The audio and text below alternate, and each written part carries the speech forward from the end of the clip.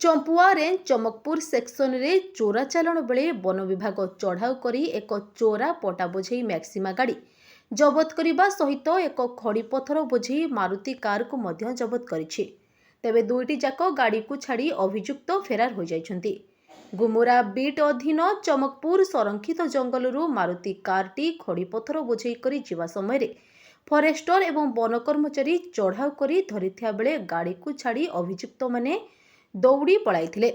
कारे पाखापाखि 3 क्विंटाल ओजनर खड़ी पथर बोझई होइछि। सेहीपरि आज भोर समय कनकना जंगलरू 21 खंड साइज पट्टा एक मैक्सिमा गाड़ी रे भर्ती करी चोराचालाण करा जाउथिया बेले माड़ी बसथिला वन विभाग। एठारे मध्य गाड़ी को घटनास्थल रे छाड़ी अभियुक्त चंपट मारिबाकू सक्षम होइथिले। एही दुई गाड़ी को जबत करी अधिक तदंत चलाइछि वन विभाग।